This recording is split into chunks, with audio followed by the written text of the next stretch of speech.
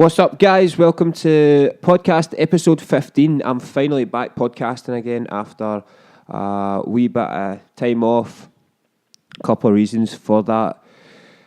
Things just got a bit crazy over Christmas and New Year. Time-wise, I struggled with my time management, basically. At that point, after New Year, I'd planned in a talk with someone and it never quite happened due to a couple of reasons. We'll get it done at some point, because it is going to be epic. And then I'd done a podcast on my own a couple of weeks ago, which I just didn't plan properly and it was a wee bit rushed. I listened to it back, I just wasn't happy with it and didn't put it out. So here we are. I feel a bit more chilled about it. It's better planned. I've also got a wee office in the house set up, which I'm buzzing about. I moved house last year. I've now got a spare room. And I set up, I spent a bit of money. I got a desk, got a new computer. And it's super chilled. And it means I can now put more time into it at home rather than trying to do it. Oh, my camera just failed it.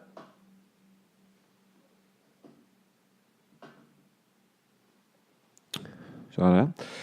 Rather than trying to do it in work when I maybe feel rushed, I'm not in work at the weekends. And yeah, it just means that I'm going to be able to do a lot more work from the house this year, which is super exciting. And it's going to be good to see what can come out with this year with that. So today, I am going to talk about something that maybe should have been talked about closer to New Year, because it kind of relates to how people feel post-Christmas and New Year after they have eaten more food, drank more alcohol, not done as much training probably over that period in December and January than usual, and they can be left feeling pretty rubbish about themselves in January, a good bit of weight gain maybe, and just starting off the year in a negative place in regards to where they're at with their training and their diet.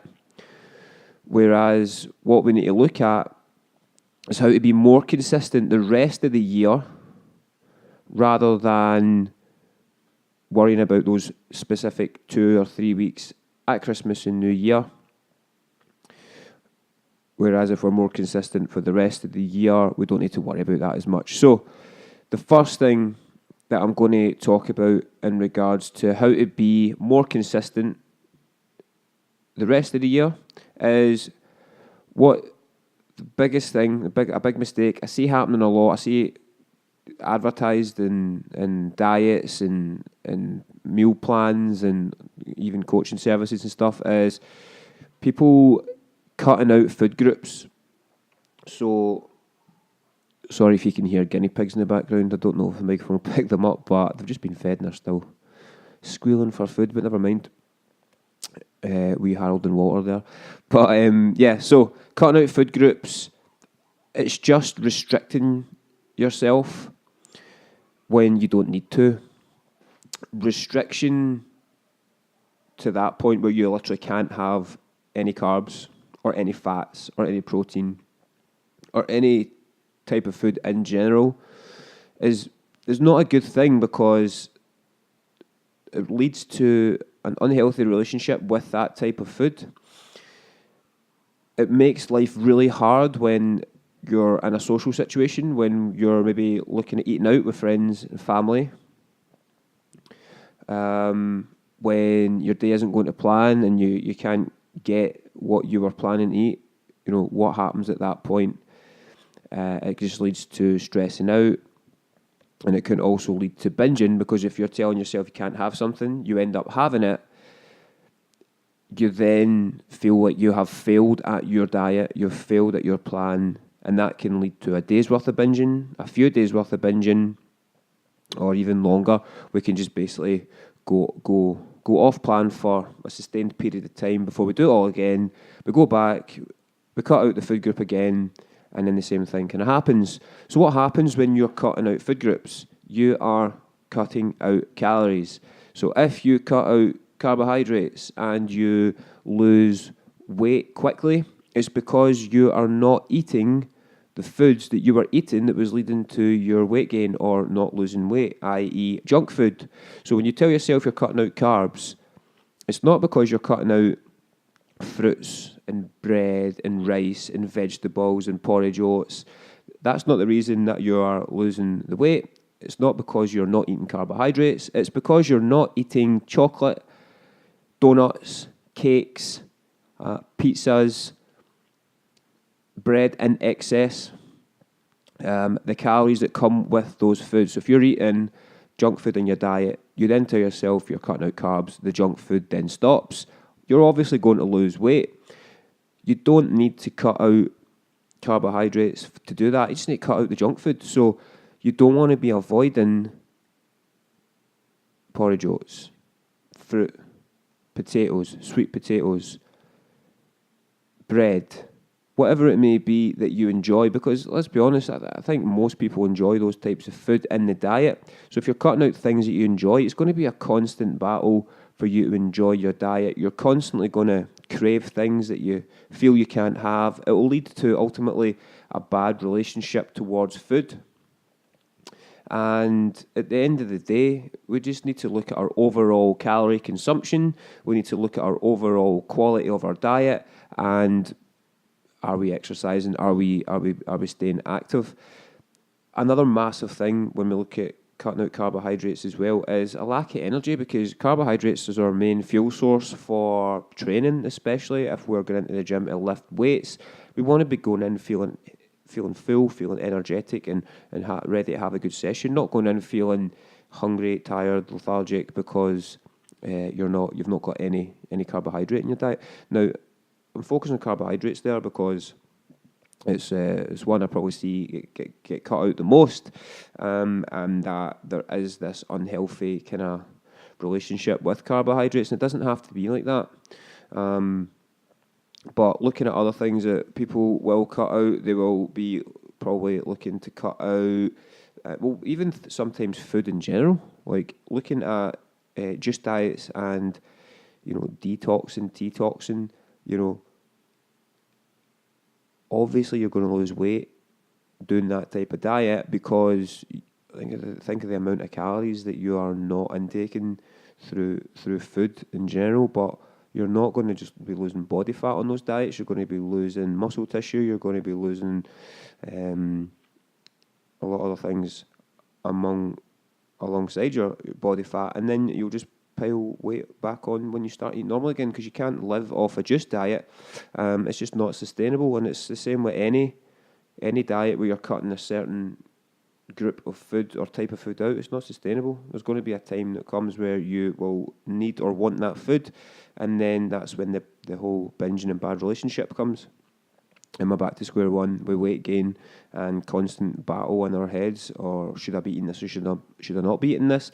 We just want to look at our overall diet, our overall calorie consumption, and ultimately having a better relationship with food, which isn't easy sometimes, and I'll admit that. Okay, stop thinking healthy and unhealthy. Don't be looking at foods as good and bad. Yes, some food will help you with your weight loss journey more than others. Lower calorie, higher volume foods that will fill you up for longer, foods that will give you more energy, give you more micronutrient, foods that will give you vitamins and minerals.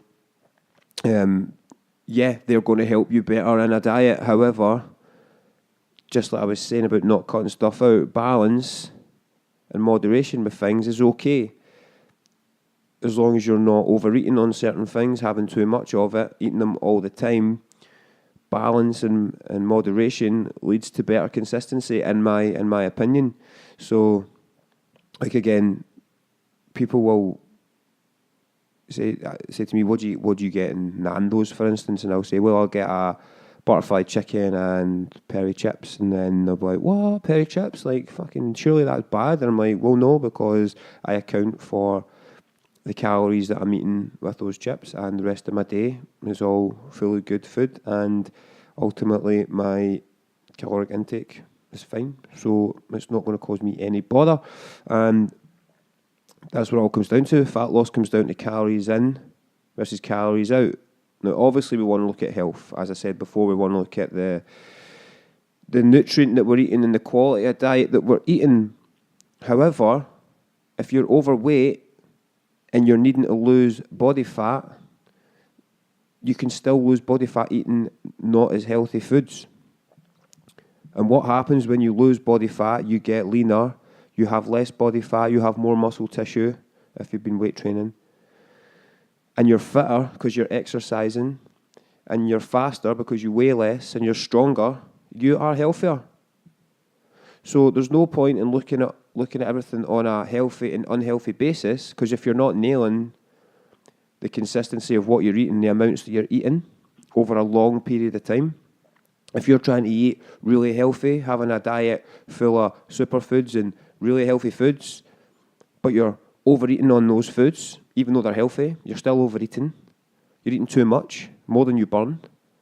Or you're eating good amounts, but because you're eating so perfect, there comes a point where you, as I say previously, binge and go off on one for days or weeks, then that's not going to get you anywhere, and you're not going to lose the body fat necessary. You're not, if you stop going to the gym on that period where you're off plan, then that's not going to help you get fitter, stronger, leaner and healthier.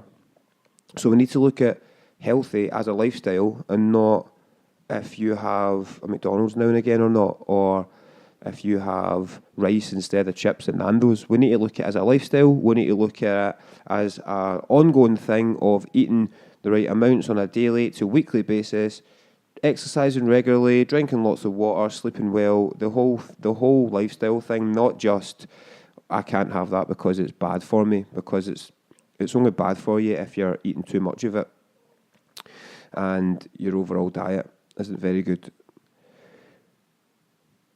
Ways of staying consistent: staying active as much as you can, out with just the gym. So if you're going to the gym and training a few times a week, that's great. However, what about the other 4 days in the week? Are you moving? Are you walking places? Are you driving everywhere? Are you getting the bus everywhere? What is your overall daily activity like? Because the more active you are, the more calories you will burn, the easier it will be for you to stay in a caloric deficit, the better chance you have of losing body fat. So it's not just about being active in the gym, because you're not in the gym for that long if you think about it. If you think about the hours in a day, you might be in the gym for 45 minutes to an hour. Think about the rest of the hours in that day that you're awake. Are you sitting about all day? Are you in an office job? Are you sedentary? Because if you are, you need to look at ways of trying to be more active in general and burning more calories, essentially, because the more calories you burn, the more food you can eat and still lose body fat, or the quicker you'll lose body fat. So, yeah, looking at daily activity out with the gym, because it's not all about it. And especially if you're weight training, if you're resistance training in the gym, it's not the most efficient way of burning calories, but we want to weight train for other reasons, which we'll not go into right now, but daily activity is super important and very underestimated, in my opinion. Do exercise that you enjoy. So if you're deciding to go on a fat loss, weight loss journey, and you tell yourself, I'm going to start running, but you don't actually like running, or you're not very good at it, or it hurts and it takes you days to recover, don't fucking run. Don't choose running as your exercise of choice just because running is what you think is the best thing to do. Any exercise is good. Exercise that you enjoy and you can stick to is the best one to do, because it doesn't matter how good you think something is for your exercise, for your calorie burning, for your fitness. If you don't enjoy it, you're not going to stick to it, and you will not carry that on consistently and turn it into a lifestyle thing. I battled with training for years, on and off, because I was doing too much cardio, and I didn't really enjoy. I enjoyed it, but one, it wasn't giving me the results that I was looking for, and two, I couldn't do it as consistently because the thought of doing cardio for long periods of time was tough. You know, if you don't have that much energy, the thought of going into the gym and getting on a treadmill or a cross trainer for an hour is pretty brutal. Whereas when I switched to weights, I just fell in love with it, and I enjoyed it more, and it wasn't as like thinking about it, and maybe after a long day at work, I wasn't thinking, oh fucking hell, I need to go to the gym and train. I was like, I can't wait to go to the gym and lift some weight, even though I'm tired, even though I'm stressed. I can't wait to go in there and lift because it's going to make me feel amazing. So it might not be weights for you. It might be cycling. It might be CrossFit. It might be circuit training, something like that. But you need to find what you enjoy, find what you can do consistently, and that's the best exercise for you. Okay? Rest. We need to rest. We don't want to jump into exercise 5, 6, 7 days a week without resting enough, without sleeping enough, because we will burn out, we will be lacking in energy, we won't enjoy it, and again, we will just ultimately stop doing it. So, rest days from the gym, rest days from training in general, just to chill out, active rest, go walking, burn more calories that way, doesn't take a lot out of you, it's not stressful on the body, and sleep. Sleeping as much as you can, basically, which is hard sometimes when we have busy lives and we're up really early in the morning to go to work, or we're working late at night. But if you can get 7 to 8 hours sleep, I would prioritise sleep over Netflix, over watching an episode of something on Netflix, over being on Facebook. Get to bed earlier and sleep better, because you will reap the benefits of that with your training and just your even your diet. Because if you're sleep deprived, you're probably going to feel hungrier. You're probably going to crave some crap in the morning. You probably won't prep your food as good, so you'll end up going for more convenient choices, which probably won't be as good for you for what your goals are. So yeah, rest, recovery, and sleep, super important in regards to being consistent with what you're trying to do. And the last one for today is just to think longer term. Like, you need to look at your journey as something that you're just going to consistently do as a lifestyle choice. Not, I'm going to do this for 3 months, lose a bit of weight and see what happens. You know, I'll be able to stop training at that point. I'll be able to just go back to the way I used to eat before. You need to think longer term lifestyle in terms of eating, in terms of training. And that's why it's so important to do things that work for you, things that you enjoy. Eat foods that you enjoy. Don't follow a meal plan if there's foods on it you don't like, if you feel too restricted all the time, because you cannot do that forever. And what's going to happen when you go off that plan? You're going to put weight back on. So we need to look at what we enjoy, foods that we like, training that we like, and incorporate it into our lifestyle. And that's how we will succeed long term, you know. I find myself, I think I'm very lucky to have found weight training, to have found a more balanced way of eating, because I was very overweight. I had issues, we'll not get into that now, but I was very overweight, and I battled for years, as I said before. I tried cardio on and off, weight off, weight on, weight off, weight off, weight on, and I found weights and I really enjoyed it, and I've done it every week for the last 5 years, and I've never put the weight back on that I lost. I've never been overweight again. I'm more confident in my body. I'm stronger, I'm fitter, I'm leaner, I'm healthier, because I found something that I enjoy. And don't panic when you plateau. If you stop progress, if you don't lose weight 1 week, it's fine. It happens. Could be water retention. Could be anything. You might just need to go to the toilet. If you're plateauing for weeks on end, yeah, look at what you're doing. Are you eating too much? Are you burning enough calories? Are you going out too much at the weekends? Biggest thing of all, be honest with yourself. If you are eating too much, be honest with yourself and tell yourself, I'm eating too much. I need to cut back. I need to lower my calorie intake at the weekend, because that's what's doing me in. I'm going out too much at the weekend and eating out and drinking, and it's outdoing my hard work through the week. But that's the hardest thing, being honest with yourself, to tell yourself that you're doing that, rather than looking for excuses all the time.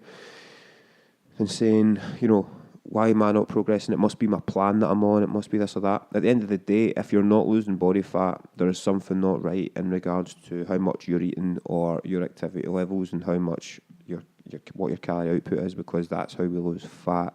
And at the end of the day, being honest with yourself with portion sizes and